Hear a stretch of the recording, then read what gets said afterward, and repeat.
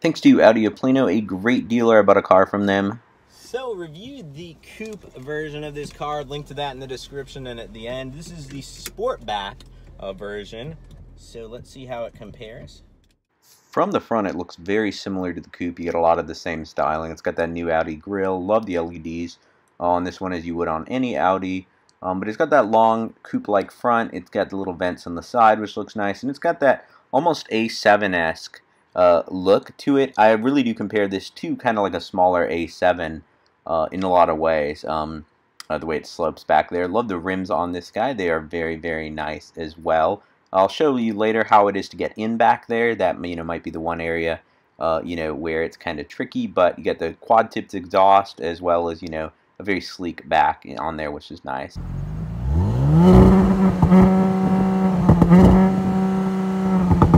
That was crackles and pops. Awesome. Windy day. Let's see me trying to get in this guy. Yeah, so you definitely have to kind of duck your head if you're a taller person getting in back. What is incredible, though, is the leg room in back. 2 6-feet people, especially the way these indent here, could easily do it. And once you're in the back, it's a very nice place to spend time. You get the stitching on the doors, you get the metal accents. You get the Bang & Olufsen grills.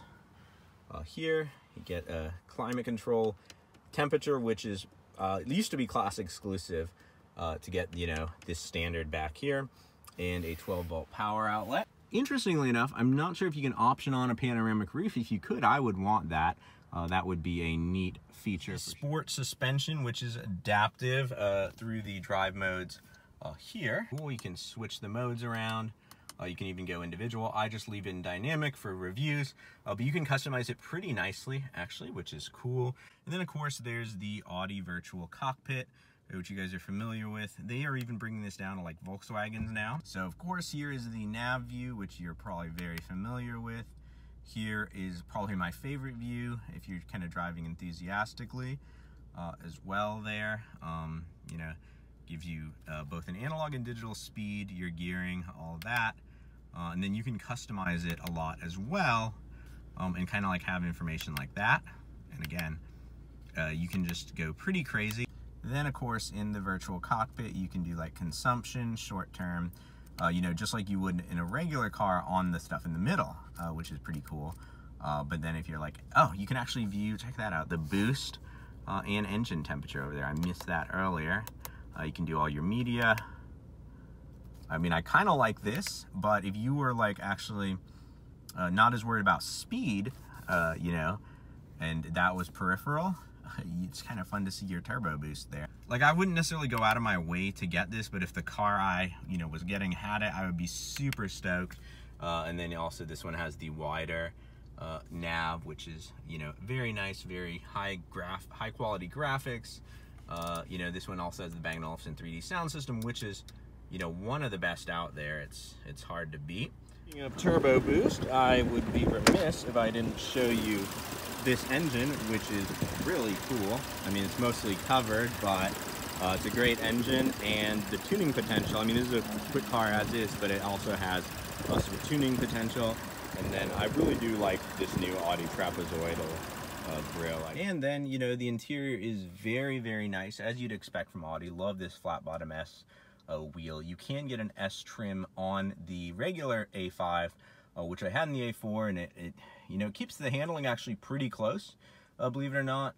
It's just, you get the engine here, and you get an adjustable suspension versus a Sport Tune one as an option. But very similar interior to like the coupe or the sedan. You get the S badging there, and then you get a console. So yeah, it reminds me a lot of the A5.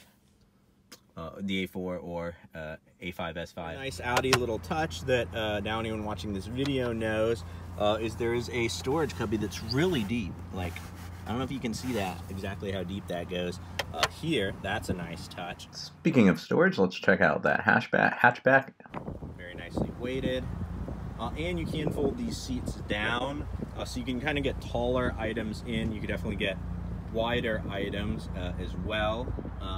There you can get it. This one has option that looks like an Audi first aid kit. And then let's see, is this storage over here? Actually, this is just like electrical components, so probably don't want to put things in there. There are these little straps, so pretty practical actually, but it's also a fun looking car. Interestingly enough, so it's kind of like a two-parter to hide the stuff back there. There's this guy, which is also removable, it looks like, and then there's that guy. So that is pretty cool. And then you can also lock the doors here. Also use it to put the liftgate back down automatically as an option, which is pretty darn cool. Let's check it out. This one has the virtual cockpit, which I like. It's like definitely not something you need, but it's so cool. I'll overlay some footage of that.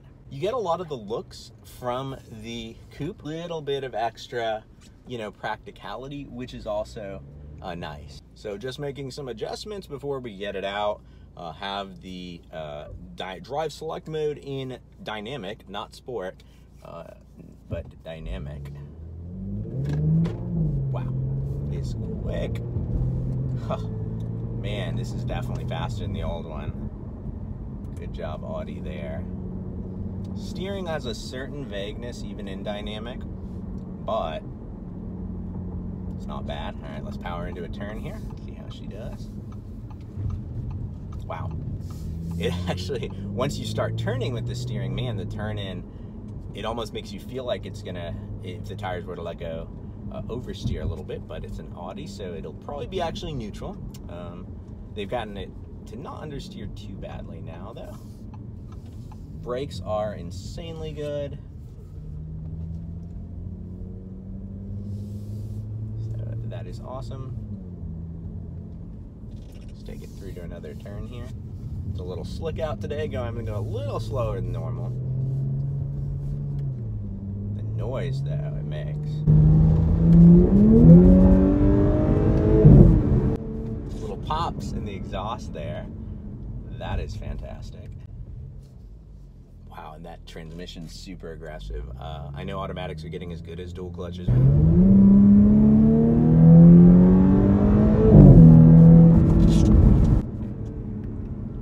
Sounds good. And it's very quick as well, as you'd expect. The Quattro helps, you know, it have awesome 0 to 60 times. Very nice. So yeah, pretty similar driving dynamics, which is a compliment to the coupe. So, you know, you can check out that review if you want more on the driving dynamics, but it's impressively good, which I knew the A4 was since I owned this gen of that. So when they add the S treatment on, makes it even better. Power-wise, honestly, unless you're, you know, very enthusiastic, the new A5 is so quick. A4, A5 are so quick. Most people probably don't need the S and then the RS. It's stupid quick, but you know, if you know your budget allows it, or you track a lot, or you know, you like me where you rally or just like drive a lot, the S is probably worth the upgrade.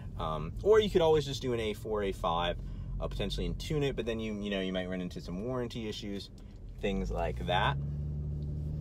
As a, you know, cruiser, it's comfortable. You know, you get heated seats. Cool. This one has ventilated seats. Get an adjustable lumbar. These are like great cars. They're very comfortable, easy to live with, pretty quiet as well. So that is a plus.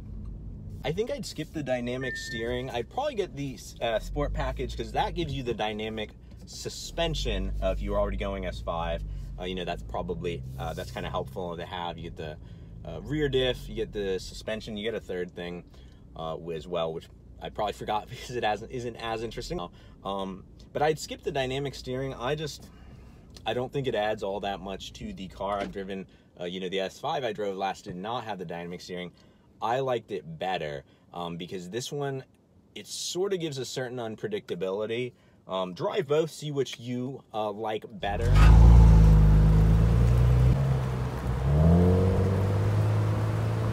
Next time, my speedy racers, drive on.